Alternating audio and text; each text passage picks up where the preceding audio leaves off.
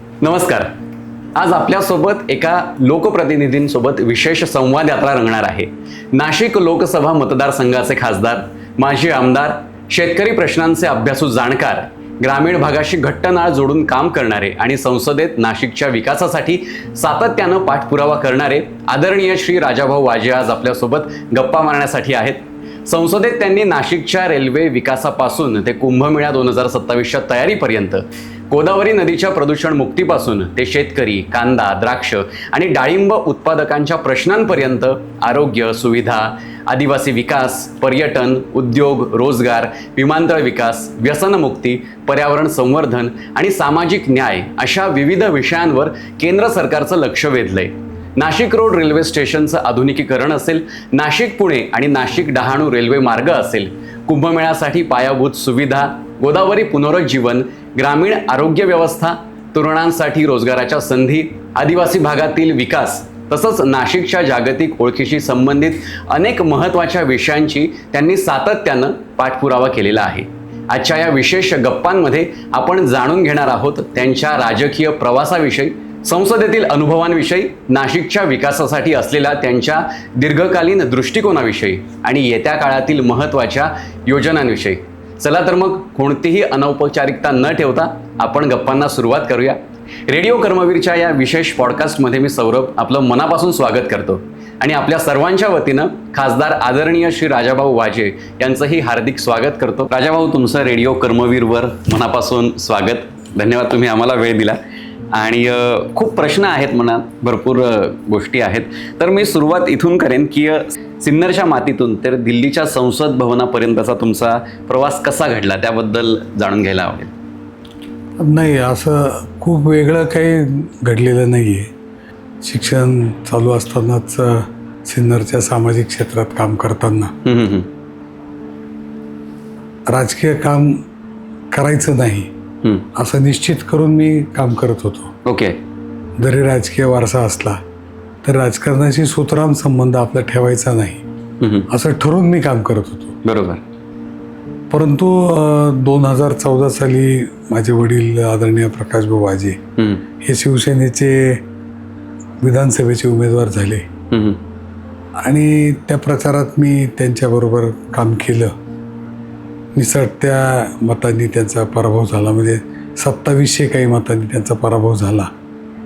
आणि एक कार्यकर्त्यांना किंवा जे आमचे हितचिंतक होते त्यांना एक चटका लावून गेल्यासारखं ती गोष्ट झाली. मोठा पराभव असता तर गोष्ट वेगळी असती, परंतु 2700 मतांचा पराभव म्हणजे तो असा एक कार्यकर्त्यांना चटका लावून गेला. बरोबर. आणि मी माझ्या नेहमीच्या कामात परत व्यग्र झालो. परंतु कार्यकर्त्यांची कायमची एक माझ्या मागे लकडा असायचा की आता राजकारण करावं लागेल. 14 नंतर मी 15-16 सालापर्यंत नाही हा माझा निश्चय हा होता. परंतु नंतर प्रेशरच खूप वाढलं आणि मग त्यांचं असं म्हणणं होतं की ठीक आहे, तुम्ही तुमच्यासाठी नाही परंतु कार्यकर्त्यांसाठी तुम्हाला राजकारण करावं लागेल. आणि मग मला वाटतं 16-17 सालानंतर माझी मनाची तयारी झाली. अच्छा. खूप आग्रह खातर मी राजकारणात भाग घेऊ असा निर्णय घेतला आणि मग आम्ही राजकीय वाटचाल चालू झाली. अच्छा. ज्यावेळेस ती द्विधा मनस्थिती होती, राजकारणात जायचं नाही जायचं, त्यावेळेस साधारण काय तुमची थॉट प्रोसेस होती, नेमक्या काय गोष्टी तुमच्या मनात यायच्या? आणि नाही, मी प्रथमपासून ठरवलं होतं की आपलं राजकारण करायचं नाही. जरी आपलं कुटुंबात एक राजकीय लिगसी असली, वारसा असला, माझे आजोबा, माझी आजी, आमच्या वडिलांच्या काकू म्हणजे माझी आजी हे आमदार होते, माझी आजी नगराध्यक्षा, प्रथम महिला नगराध्यक्षा होते, तरीसुद्धा असे कधी भावना नाही झाली की आपल्याला राजकारण करायचं. सामाजिक काम करावं, समाजीकरण करावं या नात्याने मी काम करत राहिलो. परंतु तोच मला वाटतं की राजकारणात येण्याचा प्लस पॉईंट ठरला. ओके. आणि त्याचा आग्रह लोकांचा, मित्रांचा, कार्यकर्त्यांचा खूप झाला आणि मग यावं लागलं. आता त्याला पर्याय नव्हता. तुम्हीच आता म्हणालेत की तुमची लेगसी आहे, तुमचे वडील असतील, आजी असतील. तर तुम्हाला नेमकी राजकारणात येण्याची प्रेरणा कोणाकडून मिळाली? नाही, मी तेच सांगतोय की मला राजकारणात यायची प्रेरणाच अच्छा, नव्हती. नव्हती. मला याच्यामुळेच राजकारण यायचंच नव्हतं. मला ओके.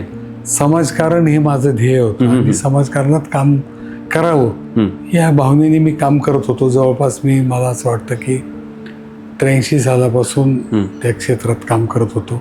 समाजकारण म्हणजे असंही काही खूप मोठं काम करावं असं नव्हतं, परंतु समाजात जिथं जिथं काही अडचण येईल तिथं मदत करावी, ज्याला अडचण येईल त्याच्याबरोबर राहावं या नात्याने मी काम करत होतो. अच्छा. आणि तोच मला असं वाटतं की त्या ज्या छोट्या छोट्या गोष्टी होत्या त्या एक मोठ्या स्वरूपात पुढं आल्या आणि म्हणून मला राजकारणात यावं लागलं. अच्छा. आग्रहाखातर, बळजबरीने म्हणा, आग्रहाखातर म्हणा मी आलो. अच्छा. तुम्ही खासदार म्हणून निवडून आलात आणि त्यानंतर ज्यावेळेस पहिल्यांदा तुम्ही संसद भवनात प्रवेश करत होतात त्यावेळेस तुमच्या मनात काय सुरू होतं, काय भावना होत्या? 14 साली मी आमदार म्हणून निवडून आलो.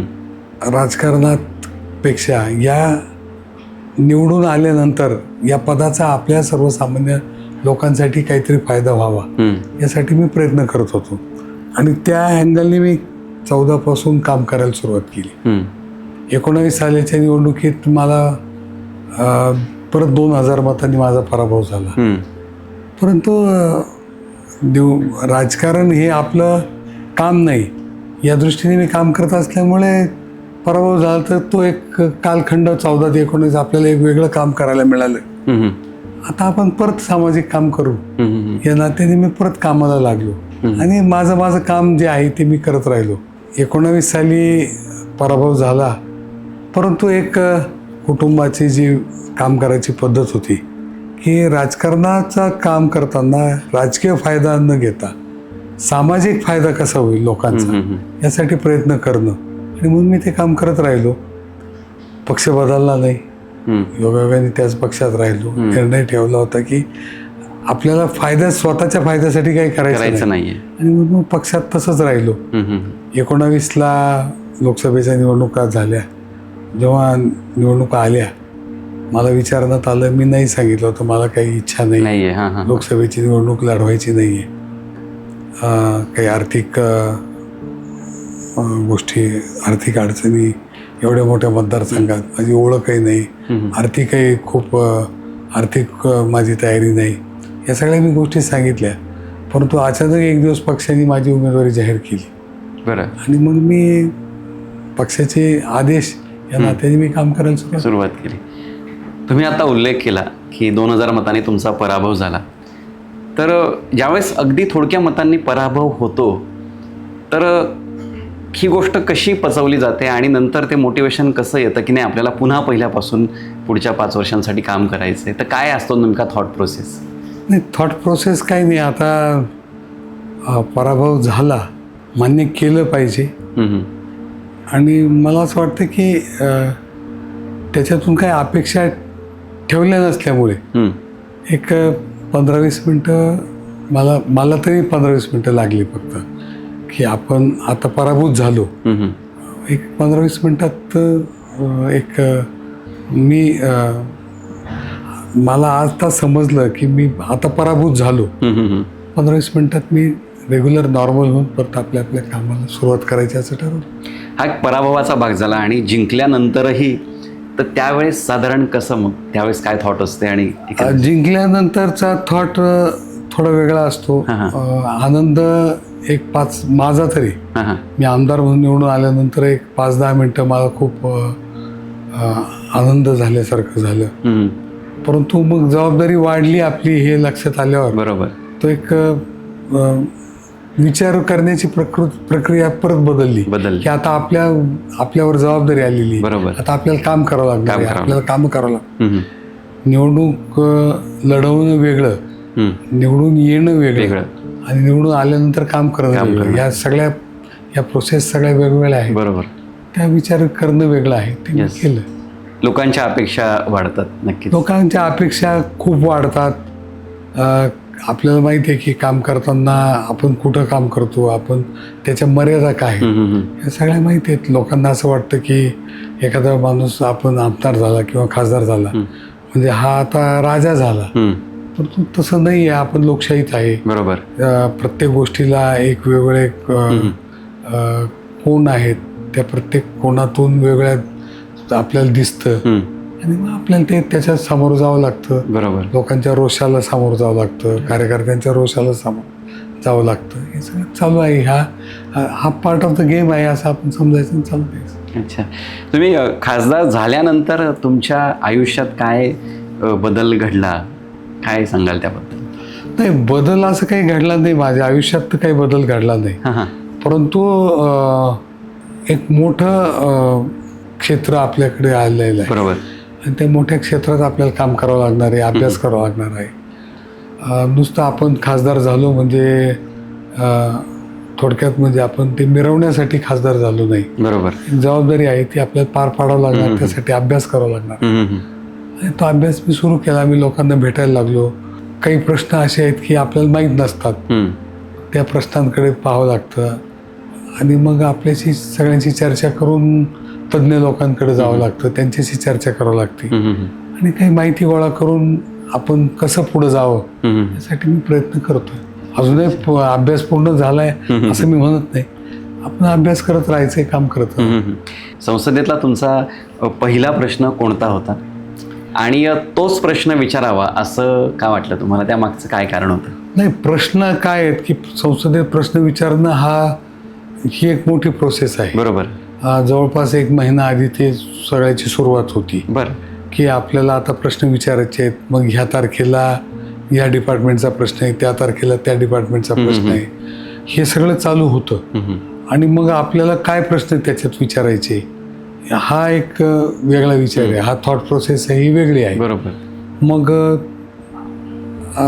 थोडं वेगळी गोष्ट अशी आहे की सामाजिक मुशीतून मी तयार झालेलो आहे. मी राजकीय मुशीत तयार झालो नसल्यामुळे प्रत्येक गोष्टीकडे पाहताना समाजाचं हित कशात आहे हे मी जास्त माझं लक्ष त्याच्याकडे जातं. त्यामुळे मग तो प्रश्न विचारताना सामाजिक भावना याच्यातून काय निर्माण होती की आपण समाजाचं हित कशात आहे हे मला वाटतं हे पाहण्यात आपण वेळ घालवतो. आणि मग ते कोण तज्ज्ञ आहेत, त्यांच्याशी चर्चा कशी करायची, कोणाची माहितगार आहेत, स्टेक होल्डर्स कोण कोण आहेत त्या याच्यात, मग त्यांच्याशी चर्चा करायची. किंवा इंडस्ट्रीचा प्रश्न असेल तर त्यांच्या संघटनेची चर्चा करायची. असं हे कामगार संघटनेची चर्चा करायची. ह्या सगळा विचार करून मग तो प्रश्न तयार होतो. तो प्रश्न ताऊन सुलाखून त्या याच्यातून निघतो संसदेच्या प्रक्रियेमधून. तो बसतो का नाही. मग ते सगळं बसल्यानंतर परत आपलं नशीब, आपल्या मतदारांचं नशीब ते लॉटरीतून तो परत यायला पाहिजे. तो सुद्धा लॉटरीतून यावा लागतो आणि मग त्याच्यातून तो आला की मग तो एक समाधानाची बाब असते. त्या दिवशी कार्यक्रम म्हणजे कार्यक्रम पत्रिकेत विषय आल्यानंतर पुन्हा संसद चालली पाहिजे. गोंधळ झाला नाही पाहिजे. अधिवेशन क्लिअर चाललं पाहिजे. आपल्याला बोलता आलं पाहिजे. आपल्याला तो चान्स मिळाला पाहिजे. हे सगळ्या गोष्टी हा एक नशिबाचाच भाग आहे असं सुद्धा मी. एकंदरीत एवढ्या सगळ्या गोष्टी घडल्यानंतर आपण प्रश्न मांडू शकतो. सो बरेच चॅलेंजेस प्रश्न मांडताना फेस करावे लागतात. या व्यतिरिक्त आणि काही चॅलेंजेस तुम्हाला फेस करावे लागले का नाशिककरांचे प्रश्न दिल्लीपर्यंत ठेवण्यासाठी, मांडण्यासाठी? नाही, हे पहा, भावना शुद्ध असल्यामुळे प्रश्न आपण आले पाहिजेत इथपर्यंत आपण प्रयत्न करू शकतो. त्यानंतर तो नशिबाचा भाग आहे, तिथं आपण बोलता आलं. पण मला असं वाटतं की मला ह्या 2 वर्षात बऱ्याच वेळा बोलता आलं. बऱ्याच वेळा माझे विषय तिथपर्यंत मी पोहोचू शकलो. मग त्याच्यात काही शून्य काळ असेल, काही 377 कलमाच्या खाली प्रयत्न करतो. त्या सगळ्याच लॉटरी पद्धतीनेच सगळं होतं. आणि पक्षाची वेळ ठरलेली असती की आम्ही 9 खासदार त्या पक्षाचे आहोत. मग 9 खासदारांना त्या चर्चेत किती वेळ मिळतो हा ठरलेला काळ असतो. आपल्या आधीचा आपला सहकारी किती बोललेला आहे, त्यांनी जे जितका वेळ पक्षाचा घेतलाय, मग त्याच्यानंतर आपल्याला किती वेळ शिल्लक राहतो हे सुद्धा काही सांगता येत नाही. हे सगळं हा नशिबाचा आणि आपल्या प्रयत्नांचा भाग आहे. आपण तिथं बसून राहिलं पाहिजे. कधी कधी चर्चा लांबत जाते, मग आपल्याला चान्स मिळू शकतो. मग रात्री 11 वाजता कधीतरी चान्स मिळाला, बापरे. मग आपण थांबून राहिलं तर त्याचा आपल्याला उपयोग होऊ शकतो. असं सगळं चालतं ते. अच्छा, तुमच्या संसदेतला एखादा मेमोरेबल प्रसंग, संस्मरणीय क्षण? मला असं वाटतं की ज्यावेळी मी संसद सदस्य म्हणून शपथ घेतली, तो माझ्यासाठी सर्वात आनंदाचा किंवा जबाबदारीचा अतिउच्च क्षण होता. अच्छा. की 100 म्हणजे एवढ्या 545 लोकांमध्ये किंवा 145 कोटी लोकांमध्ये जे एवढे लोक निवडून जातात की तिथं प्रतिनिधित्व करू शकतात, बरोबर, त्याच्यात आपण आहोत, हा फीलच एक वेगळा आहे. आणि त्याच्यानंतर तिथं आपल्याला बोलता आलं पाहिजे, आपण बोललो, हा एक आनंद वेगळा आहे. मला असं वाटतं की माझा पहिला विषय जेव्हा माझा चर्चेला आला तर तो ESICच्या दवाखान्याच्या संदर्भात होता. बरोबर. जो विषय मेडिकल हा जो विषय आहे हा माझा जिव्हाळ्याचा विषय आहे आणि योगायोगाने तोच विषय पहिल्यांदा मला त्या विषयावर मला बोलता आलं. ओके. याचं मला समोर आलं. त्याबद्दल थोडक्यात सांगाल का, नेमका तो विषय काय होता, त्याबद्दल काय चर्चा झाली? नाशिकमध्ये ESICच्या दवाखान्यात ज्या अडचणी कामगारांना सामोरं जावं लागतं त्या विषयावर बोललो होतो. दवाखान्यातल्या अडचणी आहेत. प्रायव्हेट दवाखान्यात जेव्हा आपण पेशंटला पाठवतो त्यासाठी प्रायव्हेट दवाखान्यांना जे सरकारकडून पैसे मिळतात त्याची काही थकबाकी होती. ओके. त्यामुळे प्रायव्हेट दवाखाने ॲडमिट करून घेत नव्हते. या सगळ्या गोष्टी होत्या. कामगारांचा महत्त्वाचा प्रश्न होता आणि म्हणून मला वाटलं की तो प्रश्न उपस्थित करावं ESICच्या संदर्भात, म्हणून तो उपस्थित झाला. संसदेत एखाद्या मुद्द्यावर सरकारकडून तुम्हाला सकारात्मक प्रतिसाद मिळाल्याचा अनुभव आहे का? हो आहे. लॉजिस्टिक पार्क संदर्भातल्या मी एक प्रश्न मांडला होता. तर माझी अपेक्षा अशी होती की सरकारकडून त्वरित निर्णय व्हावा, परंतु मंत्री महोदयांनी सांगितलं की त्याला 1 वर्ष 2 वर्ष लागतील. तरी काही अडचण नाही की लॉजिस्टिक पार्क व्हायला 2 वर्ष लागणार असतील तर मला आनंद आहे. किंवा नाशिक पुणे रेल्वे संदर्भात अजूनही योग्य ते उत्तर मिळत नाही. किंवा नाशिक आपलं मुंबई, आपली जी सर्वांची अपेक्षा आहे की लोकल सेवा असावी, तर ती लोकल सेवा संदर्भातही काही अडचणी आहेत.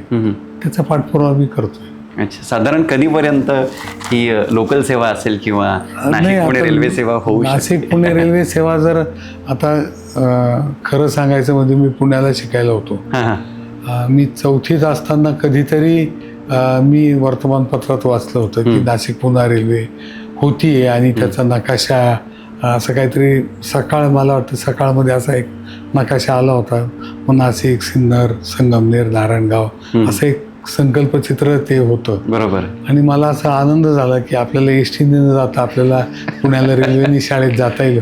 हॉस्टेलला असल्यामुळे 2 वेळा जायचो आणि 2 वेळा घरी यायचो वर्षातून. तर मला असं वाटलं होतं की कधीतरी आपल्याला रेल्वेने जाता येईल. परंतु आज मी खासदार झालोय, अजूनही तो प्रवास स्वप्नावत आहे असं वाटतंय. हे लवकरात लवकर नाशिककरांचं स्वप्न साकार व्हावं ही माझी अपेक्षा आहे. त्यात नुसते नाशिककर म्हणजे फक्त जाणारे येणारे नाही, पण याच्यात आपल्याला नाशिक आणि पुणे हे 2 गावं जोडल्या जाणार आहेत. बरोबर. इंडस्ट्रियल एरिया जोडले जाणार आहेत. शेतकरी, शेतमाल आपण तिथपर्यंत पोहोचू शकतो. या सगळ्याच गोष्टी आहेत. नुसतेच लोक जाणार आहेत, कुणीतरी सहलीला जाणार आहेत, कुणीतरी स्वीकारायला जाणार असं नसून तर बऱ्याच अँगलनी आपण त्या गोष्टीकडे पाहिलं पाहिजे. बरोबर, असं मला वाटतं. आणि याच बरोबरीनं नाशिक डहाणू रेल्वे हा एक मुद्दा आहे. नाही, नाशिक डहाणू हा मला असं वाटतं की तो स्वप्न लवकर साकार होईल.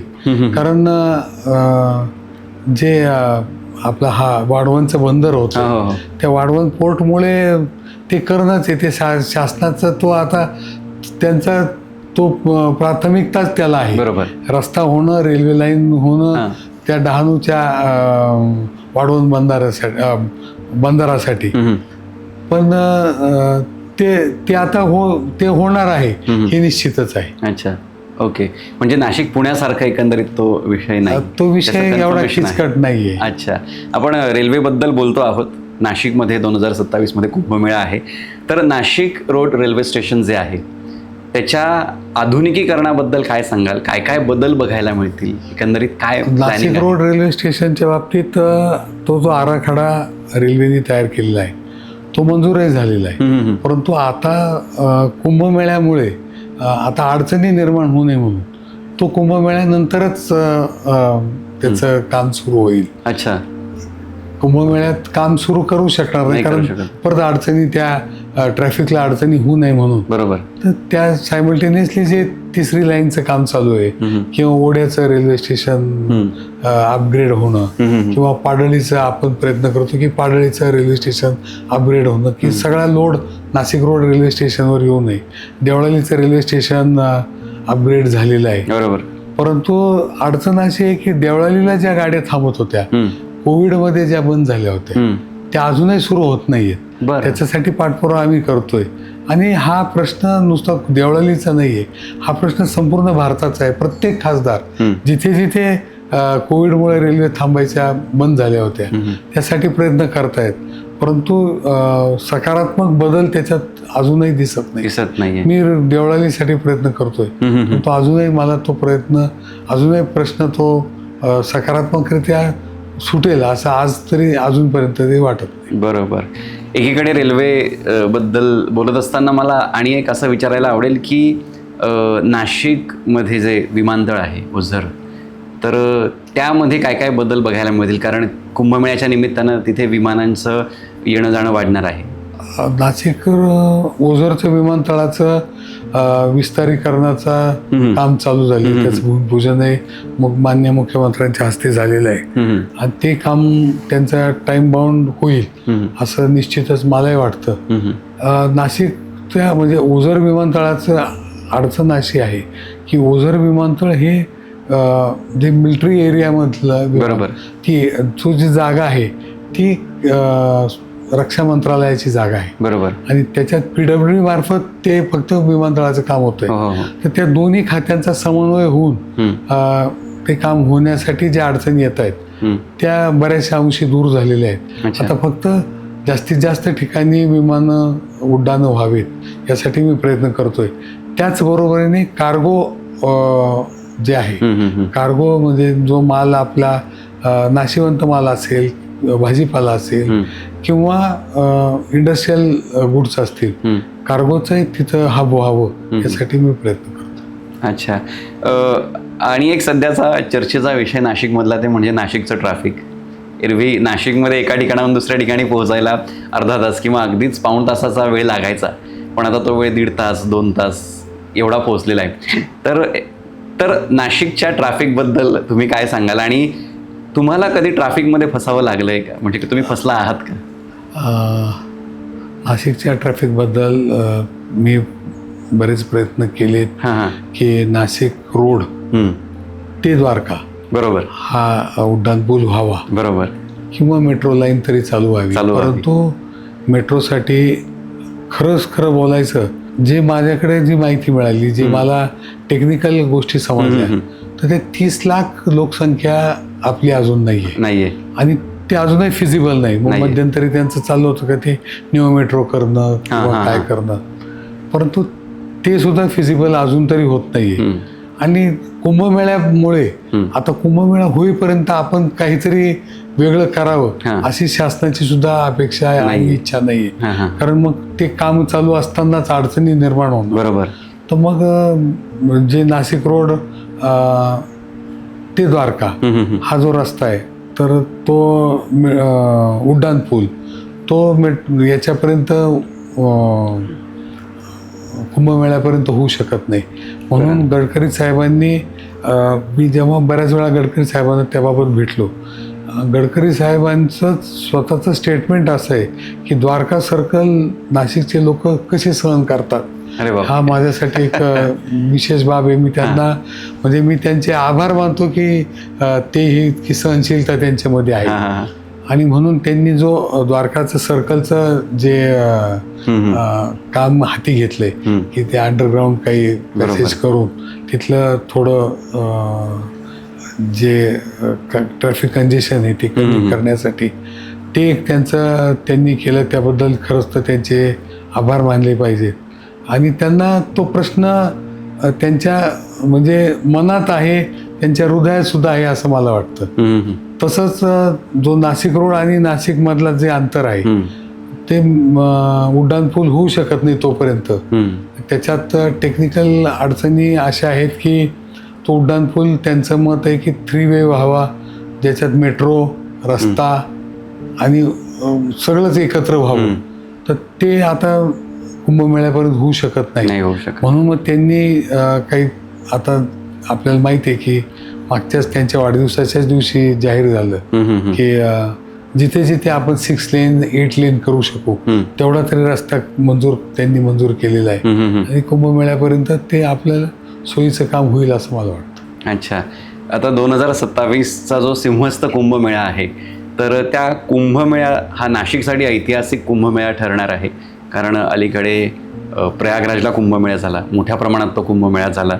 तर केंद्र सरकारकडून काय अपेक्षा आहेत? आता हे जे गडकरी साहेबांनी दिलंय हा केंद्र सरकारचाच निधी आहे. ओके. एअरपोर्टचं विस्तारीकरण असेल, नाशिक रोड रेल्वे स्टेशनचं आधुनिकीकरण असेल, हे सर्व केंद्र सरकारच्याच योजनातून होत आहे. असं केंद्र सरकारचं कोणतंही डिपार्टमेंट असं कुंभमेळ्यासाठी पैसे देत नाही, परंतु वेगळ्या काम करत असताना वेगळ्या योजना राबवणं, त्याच्यातून कुंभमेळ्याला साथ मिळणं हे मला वाटतं हे योग्य आहे. बरोबर. आणि ते राज्य सरकार आणि केंद्र सरकार समन्वयातून करतायत असं सर्व दिसतंय. अच्छा, आता कुंभमेळ्याच्याच बद्दल गप्पा सुरू आहेत. रस्त्याची कामं नाशिकमध्ये सुरू आहेत आणि पाऊस अगदी तोंडावर आहे किंवा पाऊस सुरू झाला आहे असं आपण म्हणू शकतो. तर ही एक चिंताजनक बाब बऱ्याच नाशिककरांनी व्यक्त केली आहे की अरे रस्त्याची कामं सुरू आहेत जी पूर्ण झालेली नाही आहेत. तर त्याबद्दल तुम्ही काय सांगाल? जशी नाशिककरांना चिंतेचा विषय आहे तसा माझाही चिंतेचा विषय आहे. नक्कीच. पाऊस पडल्यानंतर जे कामं चालू आहेत त्यांच्यात अडचणी निर्माण होणार आहेत. कुणी मुद्दाम करतंय असं नाही, बरोबर, परंतु ते झालंय. आता त्या मागच्या आठवड्यात एक पाऊस पडला तर सगळीकडे चिखल तयार झाला. बरोबर. बऱ्याच ठिकाणी मोटरसायकल जे चालवणारे आहेत ते स्लिप झाले, बरोबर, काही पडले, अपघात झाले, छोटे झाले पण अपघात झाले. अजून तर पाऊस चालू होणार आहे. तो पाऊस चालू झाल्यानंतर किती अपघात होतील.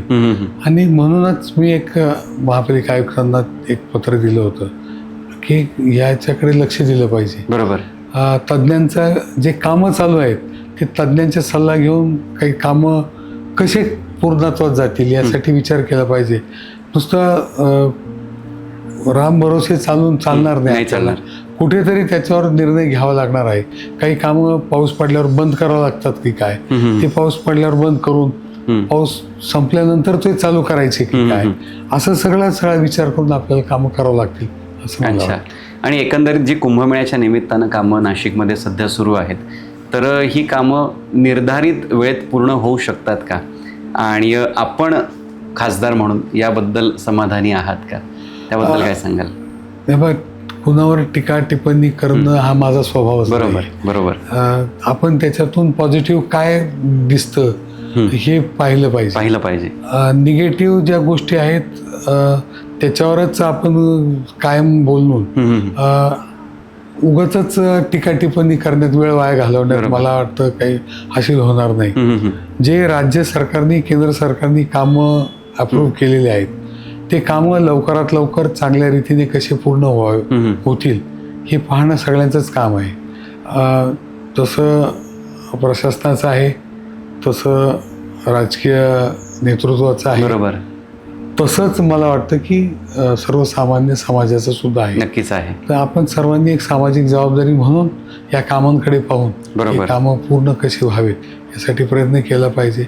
एखादी गोष्ट आपण निदर्शनास मी जर आणून दिली तर टीका न समजता पॉझिटिव्हली ती घेऊन प्रशासनाने आणि राजकीय लोकांनी ते काम केलं पाहिजे असं मला वाटतं. आणि नक्कीच या कामांमुळे पुढच्या अनेक दशकांसाठी नाशिककरांना त्याचा फायदाही होईलच. पुढचं दशक म्हणण्यापेक्षा एक तपासाठी तरी हे कामं व्हावीत, कारण परत एका तपाने एक नवीन कुंभमेळा येईल. बरोबर. आणि तेव्हा तोपर्यंत हे कामं आपल्याला नाशिककरांना आपलं जीवन सुसह्य कसं जगता येईल यासाठी मदत व्हावी असं मला वाटतं. बरोबर. अलीकडेच तुमचं एक विधान जे मोठ्या प्रमाणात चर्चेत आलं होतं ते म्हणजे की नाशिक हे एका नांगरलेल्या शहरासारखं दिसतंय आणि त्यावर महापौरांनी सुद्धा एक तुम्हाला बहुतेक पत्र लिहिलं होतं, तर त्याबद्दल मला असं वाटतं की ती लोकभावना होती. बरोबर. सगळीकडे रस्ते खणलेले आहेत. पाऊस पडला त्या मागच्या आठवड्यात मी पाऊस पडला, सगळीकडे गाळ झालेला आहे आणि तशीच ती परिस्थिती ती महापौरांनी केली किंवा प्रशासनाने केली असं माझं अजिबात म्हणणं नाही. मी टीका म्हणून ती केलेली नाही, तिची अवस्था तशी आहे. बरोबर. हे फक्त मी निदर्शनास आणून दिलं. तर आता याच्यातून आपल्याला बोध घेऊन जेव्हा खरंच पूर्ण पावसाळा सुरू होईल, एका पावसाने आपली अशा अवस्था रस्त्यांची झालेली आहे, तर जेव्हा पूर्ण पावसाळा चालू होईल तेव्हा काय परिस्थिती निर्माण होईल हे आपण लक्ष दिलं पाहिजे. त्याच्यासाठी मी एक धोक्याची घंटा वाजवली म्हणा किंवा आपण ते त्यांना निदर्शनास आणून दिलं. शेतासारखी परिस्थिती झाली, लोक पडत आहेत आणि मला असं वाटतं की त्यांनी ते पॉझिटिव्हली घेतलं पाहिजे. ते त्यांची जबाबदारी त्याही महापौर होऊन आता थोडेच दिवस झालेले आहेत.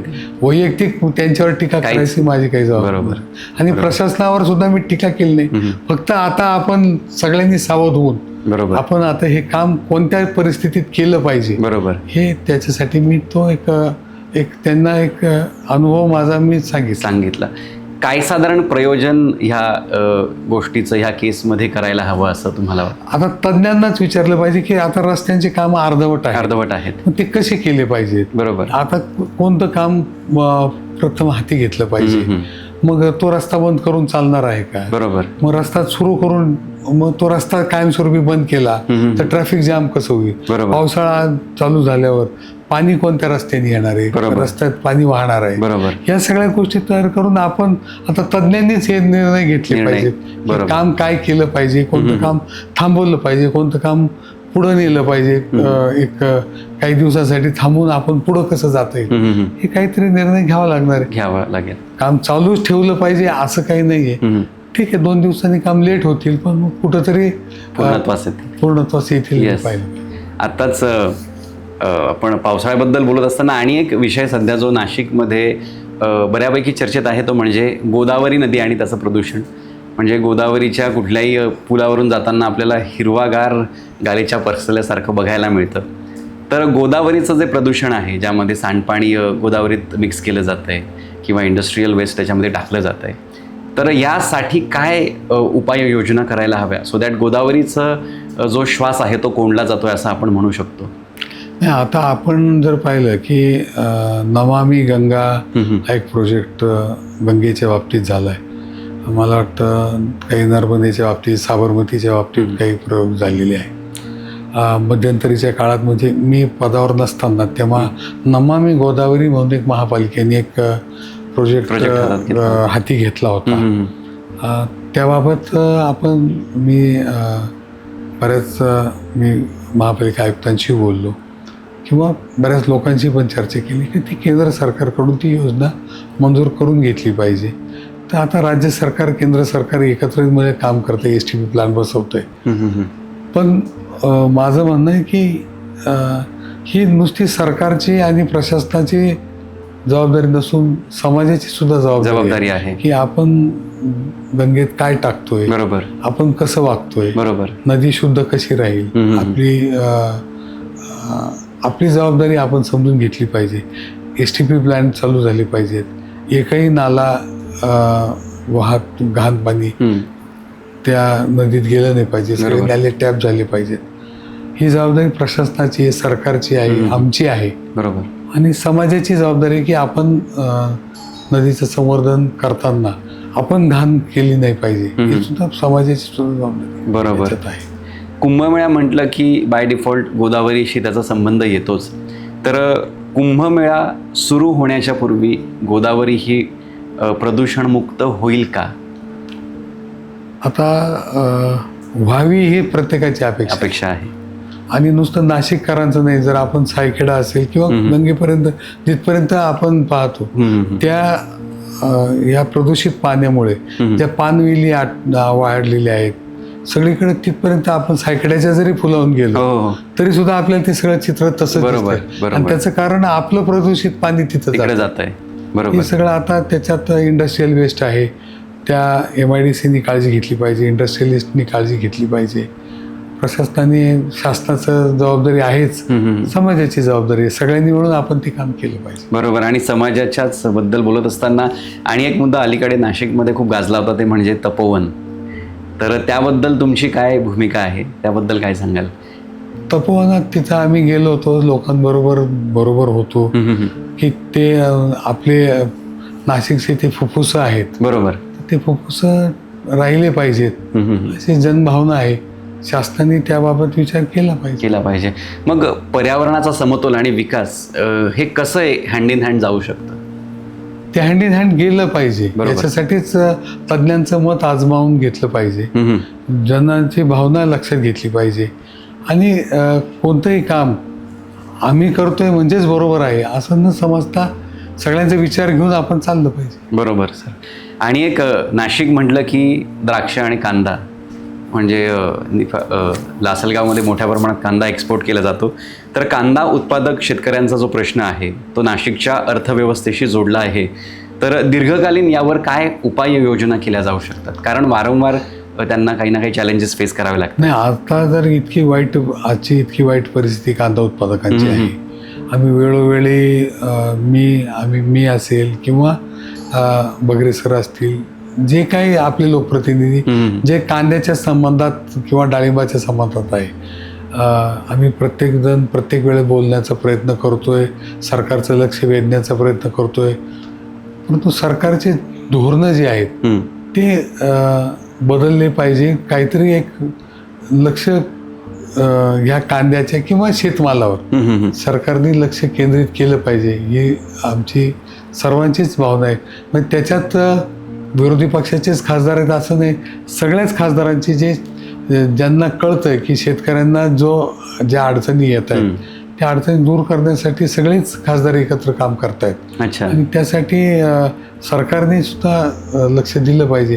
उत्पादन वाढतंय, मग तेव्हा आपण काय केलं पाहिजे, आधारभूत मूल्य मिळालं पाहिजे, बाजारात हस्तक्षेप केला पाहिजे, ही शासनाची जबाबदारी. आम्ही सरकारचं लक्ष वेधतोय, सरकारने लक्ष दिलं पाहिजे असं माझी भावना आहे. अच्छा. आणि एक शेतकऱ्यांसंदर्भातला मुद्दा ते म्हणजे की कृषी लॉजिस्टिक पार्क असतील किंवा कोल्ड चेन, याचा शेतकऱ्यांना कशा प्रकारे फायदा होऊ शकतो? नाही, त्याचा फायदा म्हणजे आता कोल्ड चेनमुळे जो नाशिवंत माल आहे तो त्याची टिकण्याची प्रक्रिया वाढते. जी आता नाश होत आहे त्याची प्रक्रिया जो नैसर्गिक आहे त्याचा ते नाश पावणारच. बरोबर. जे अनैसर्गिक आहे ते नाश पावत नाही. बरोबर. तर नैसर्गिक जे नाश पावतं ते आपण कसं कोल्ड चेनमुळे कसं आपण त्याची लाईफ वाढवू शकतो यासाठी जो प्रयत्न चालला आहे तो सगळेच करतायत. ते माझी सुद्धा जबाबदारी त्याच्यात आहेच. अच्छा. आणि एक बऱ्याच ठिकाणी असं बघायला मिळतं की ग्रामीण भागातील जे तरुण आहेत तर ते शेती सोडून त्यांचा शहराकडे नोकरीसाठी किंवा उद्योगासाठी जाण्याचा अट्टाहास असतो. तर त्यांनी शेती करावी किंवा त्यांना शेतीकडे आकर्षित करण्यासाठी काय केलं गेलं पाहिजे असं तुम्हाला वाटतं? याच गोष्टी जे आधुनिकीकरण शेतीचं व्हावं आणि त्यांना शेती करण्यासाठी जे वातावरण असतं, नैसर्गिकता आपण बदलू शकत नाही, परंतु त्यांना आधार जो आहे तो शासनाकडून मिळाला नाहीये. बरोबर. तो मिळाला पाहिजे. यासाठी तरच तरुण ही शेतीकडे वळतील. आजही आपण पाहतो की टेक्निकल जे नॉलेज आहे ते घेऊन शेतकरी तरुण शेती करण्याचा प्रयत्न करतायत. बरोबर. परंतु त्याला शासनाचा संपूर्णपणे पाठिंबा मिळाला पाहिजे. बरोबर. तुम्ही मगाशी म्हणालात की आरोग्य हा एक तुमचा जिव्हाळ्याचा विषय आहे. तर ग्रामीण आणि आदिवासी भागात डॉक्टरांची कमतरता हा एक गंभीर विषय आहे असं मला वाटतं. तर ह्या समस्येवर काय उपाययोजना असू शकतात, काय सोल्युशन्स असू शकतात, तुम्ही काय सुचवाल? मी सुचवण्यापेक्षा जर आपण पाहिलं की शासन जाहिराती देऊन सुद्धा तरुण ग्रामीण भागात जात नाही जात, बरोबर, हे एक कारण आहे. तर आता ही सामाजिक जबाबदारी आहे, शासनाची जबाबदारी आपण म्हणू शकतो. त्यांना ऑपॉर्च्युनिटीज ग्रामीण भागात वाढल्या पाहिजे, बरोबर. त्यांना 2 पैसे प्रत्येकाला मिळावे अशी अपेक्षा आहे. तिथं शासनाने 2 पैसे कशीच वाढून मिळतील त्यांना कसं काम करताना वातावरण कसं योग्य राहील, बरोबर, त्याच्यासाठी शासनाने सुद्धा उपाययोजना केल्या पाहिजेत. बरोबर. तुम्ही आणि एक मुद्दा मांडला होता, तो म्हणजे की आरोग्य विम्यावरील जे GST आहे ते कमी होणं गरजेचं आहे. तर ते रद्द झालंय ना आता. अच्छा, त्याच्यामुळे तो काय आता त्याच्यात मी 1-2 मुद्दे, मला वाटतं टाईप 1 डायबिटीस बाबत मी मुद्दा मांडला होता. आणि शासनाने आता नवीन याच्यात तो आता त्यांच्या कार्यक्रमात, आता मी काल मागच्या आठवड्यात शिलाँगला गेलो होतो, तिथंच नड्डा साहेबांनी जी मीटिंग आरोग्यमंत्र्यांनी बोलवली होती त्याच्यातही तो विषय उपस्थित मी केला होता. आणि टाईप 1 डायबिटीस माझं लक्ष त्याच्याकडे विक्रांत मते आहेत, जे आपले नाशिकमध्ये उद्योजक आहेत, बरोबर, ते जे काम करतात सामाजिक काम, त्याच्यात त्यांनी त्या टाईप 1 डायबिटीसकडे माझं लक्ष वेधलं होतं. आणि मला खरंच जाणवलं की तो खूप मोठा प्रश्न सर्वसामान्य आणि गरीब लोकांमध्ये, आदिवासी लोकांमध्ये आहे. सर्व जे अफोर्ड करू शकतात ते करतात, परंतु त्यासाठी शासनाची मदत मिळवण्यासाठी तो एक विषय खूप महत्त्वाचा आहे. त्यासाठी मी प्रयत्न करतोय. अच्छा. आणि एक मुद्दा असा आहे राजाभाऊ की व्यसनाधीनता ही वाढत चालली आहे आणि नाशिकमध्ये बऱ्याच गोष्टी उघडकीस आल्या. तर ही एक मोठी चिंतेची बाब आहे असं तुम्हाला वाटतं का? आणि याबद्दल तुम्ही काय तुमचं मत व्यक्त कराल? मला एकच वाटतं की आमच्यासारख्या लोकांनी त्याला पाठिंबा दिला नाही पाहिजे. सर्वसामान्य तरुणांनी त्याच्यापासून दूर कसे राहतील यासाठी प्रयत्न केले पाहिजेत. सामाजिक, तो राजकीय नाही पण तो सामाजिक प्रश्न आहे, बरोबर. सामाजिक प्रश्न या अर्थाने असं की जो बर्थ रेट आहे, मुलींचा बर्थ रेट आहे तो कमी आहे, बरोबर. मुलांचे लग्न होत नाहीत. ग्रामीण भागात तोच प्रश्न आहे. वयात आलेली मुलं आहेत, त्यांच्या वेळेवर लग्न न होणे, तो सामाजिक प्रश्न आहे, आर्थिक प्रश्न आहे, सामाजिक प्रश्न आहे. त्याच्यामुळे सुद्धा व्यसनदानीनता वाढत चाललेली आहे, बरोबर. आर्थिक प्रश्न निर्माण होतात, त्या आर्थिक प्रश्नांमध्ये व्यसनदानीनता वाढते. ह्या सगळ्या गोष्टी आहेत, ह्या नुसत्या राजकीय नाही आहेत, बरोबर, सामाजिक. तर याच्यासाठी सर्वांनी मिळून आपण प्रयत्न करायला, शासनाने केले पाहिजे, राजकीय क्षेत्रात काम करणाऱ्या लोकांनी केले पाहिजे, त्याचबरोबर जे सामाजिक संघटना जे काम करत आहेत त्यांना सगळ्यांनी आपण पाठबळ दिलं पाहिजे असं मला. बरोबर, बरोबर. तुम्हीही नाशिककर आहात आणि नाशिक गेल्या काही महिन्यांपासून चर्चेत आहे वेगवेगळ्या विषयांमुळे. तर नाशिककर म्हणून ज्यावेळेस ह्या गोष्टी आपल्याला ऐकायला मिळतात तर नक्कीच वाईट वाटत असेल, तर तुमची भावना काय असते खासदार म्हणून ज्यावेळेस असे बऱ्याच गोष्टी अलीकडेच्या घडल्या, तर त्याबद्दलही तुमचं मत ऐकायला आवडेल. आता जी सर्वसामान्य लोकांची भावना आहे तीच माझी भावना. अच्छा. कारण मी सर्वसामान्यच एक कार्यकर्ता आहे. अगदी अगदी. त्यामुळे खाली पाहायला लागू नये असं असावं, बरोबर, असं वाटतं. आणि नाशिकचं नाव खूप मोठं आहे, चांगलं आहे, एक धार्मिक क्षेत्र म्हणून, बरोबर. वातावरण खूप चांगलं आहे, इंडस्ट्रियल एरिया चांगला आहे, लोक चांगले आहेत, शेती करणारे लोक खूप मेहनतीने शेती करतात, प्रामाणिकपणे कामं करतात. अगदी हे सगळं चांगलं असताना कुठे गालबोट लागू नये. आणि आपल्याला कुणालाही म्हणजे नेत्यांना तर जाऊ द्या, परंतु सर्वसामान्य लोकांनाही आपण नाशिककर आहोत याची लाज वाटू नये असं मला वाटतं. क्या बात आहे. 2030 मधलं नाशिक कसं असेल, साधारण कसं असावं रादर? आता मला असं वाटतं की सगळं चित्र चांगलं असावं असंच वाटतं. बरोबर. काय काय नवीन गोष्टी असतील किंवा काय काय उपाययोजना असतील किंवा नाही, उपाययोजना तर खूप आहेत, परंतु शेतकऱ्यांना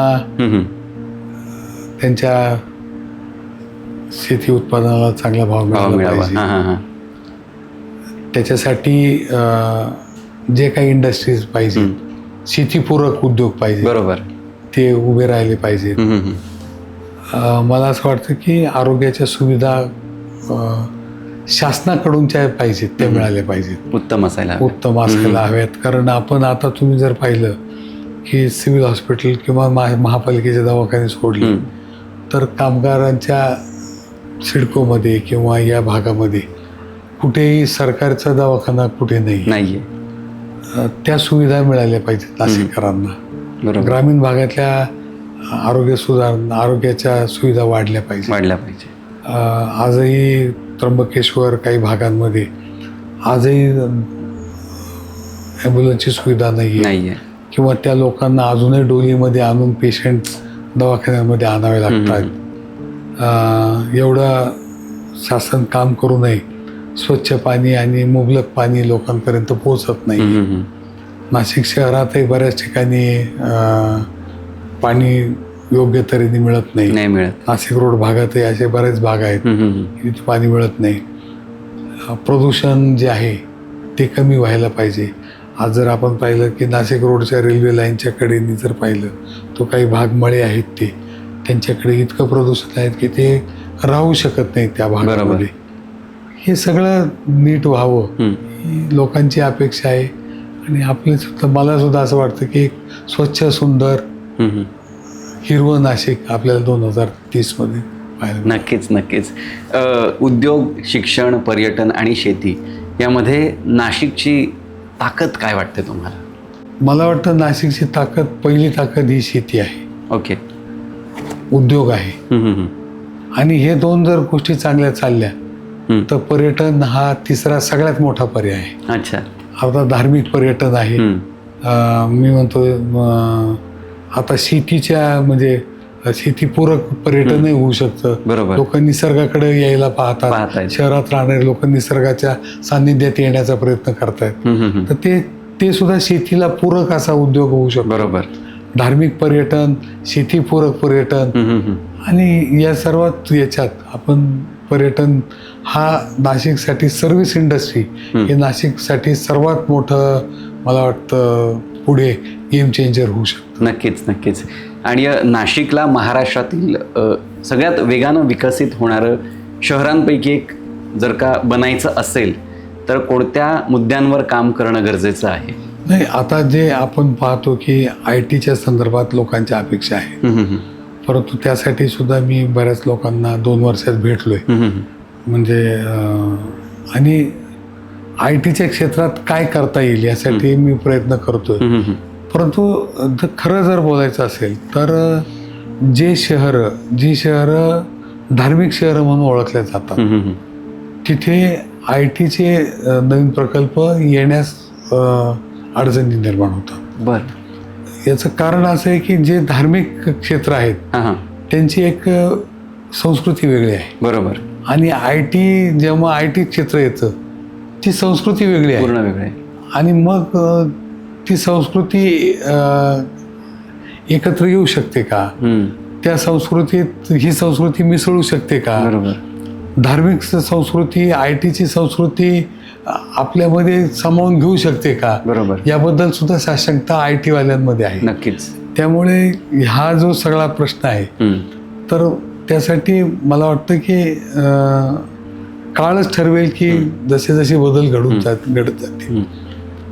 IT क्षेत्र येत असताना किंवा नवीन इंडस्ट्रियल क्षेत्र येत असताना जे धार्मिक क्षेत्र आहे याच्यात सुद्धा काही बदल होऊ शकतात का? बरोबर. हा सुद्धा महत्त्वाचा विषय आहे. आणि नक्कीच हे हळूहळू बदलेल. हे जसं आपण म्हणतो की ड्रिप इरिगेशन सारखं आहे की ते हळूहळू त्याच्यात पाझरलं पाहिजे. पाझरलं पाहिजे. आपण एकदम अचानक बदल करू नाही होऊ शकणार नाही. बरोबर. तर ते आता आपली मानसिकता, आपल्या लोकांची मानसिकता जशी जशी बदली बरोबर. तसं ते बदलत गेलं पाहिजे. बरोबर. आणि बहुधा तो अचानक झालेला बदल पचनी पडणंही तितकंच अवघड जाऊ म्हणून शकतं. ते पाझरलं पाझरलं पाहिजे. ते पाहिजे. नळाने पाणी पडून चालणार नाही.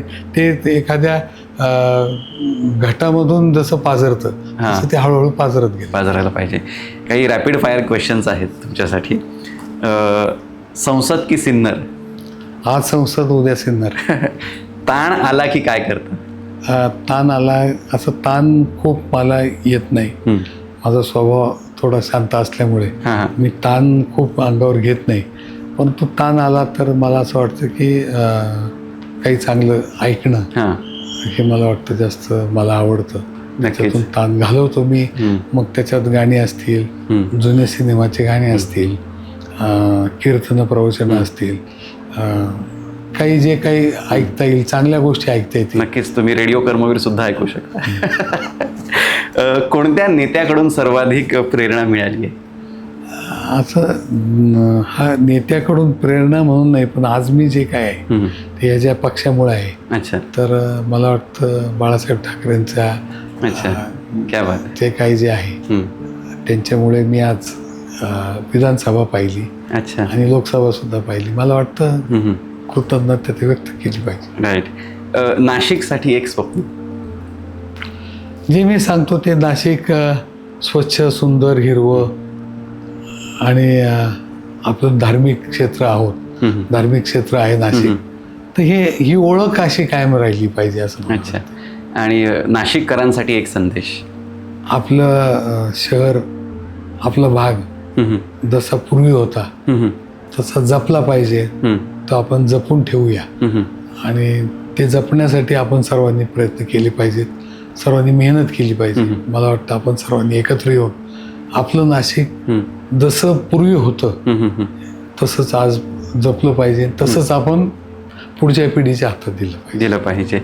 राजाभाऊ, जेव्हा इतिहासामध्ये 2024 ते 2029 हा काळ बघितला जाईल तर तेव्हा राजाभाऊ वाजे या खासदाराची ओळख कोणत्या कामामुळे व्हावी असं तुम्हाला वाटतं, अशी तुमची इच्छा आहे? मला असं वाटतं की विकास कामं ही होत असतात, परंतु सामाजिक वीण ही बिघडली असं न होता सामाजिक वीण अजून चांगली झाली अशी ओळख माझी व्हावी असं मला वाटतं. क्या बात आहे. खूप खूप धन्यवाद. तुम्ही मनमोकळ्यापणे गप्पा मारल्या आणि खरंच तुमच्याशी गप्पा मारून खूप छान वाटलं. पुनश्च एकदा धन्यवाद. तुम्ही इथे आलात आणि आम्हाला वेळ दिला त्याबद्दल. राजाभाऊ, आजच्या या मनमोकळ्या आणि सविस्तर संवादासाठी रेडिओ कर्मवीरच्या वतीनं आपले मनपूर्वक आभार. संसदेत मांडले जाणारे प्रश्न, विकास कामांचे आराखडे, रेल्वे, शेती, गोदावरी, कुंभमेळा, आरोग्य, रोजगार आणि नाशिकच्या भविष्याचा वेध घेणारे अनेक महत्त्वाचे विषय आज आपल्या संवादातून उलगडले. लोकप्रतिनिधी म्हणून आपल्या भूमिका, अपेक्षा आणि दृष्टिकोन समजून घेण्याची संधी आमच्या श्रोत्यांना मिळाली. श्रोते हो, लोकशाही अधिक सक्षम होती ती संवादातून. प्रश्न विचारणारे नागरिक आणि उत्तरदायी लोकप्रतिनिधी यांच्यातला हा संवाद कायम सुरू राहणं आवश्यक आहे. आजचा हा पॉडकास्ट त्याच दिशेनं टाकलेलं एक छोटंसं पाऊल आहे. हा संवाद तुम्हाला कसा वाटला? कोणते मुद्दे तुम्हाला महत्त्वाचे वाटले? तसेच पुढे कोणत्या मान्यवरांची मुलाखत रेडिओ कर्मवीरवर तुम्हाला ऐकायला आवडेल हे आम्हाला नक्की कळवा. मी सौरभ आपला निरोप देतो. पुन्हा भेटूया एका नव्या विषयासह, नव्या व्यक्तिमत्वासह आणि समाजाला दिशा देणाऱ्या अशाच अर्थपूर्ण संवादासह. तोपर्यंत 88.4 मेगाहर्ट्झवर ऐका रेडिओ कर्मवीर. आता थांबायचं नाही.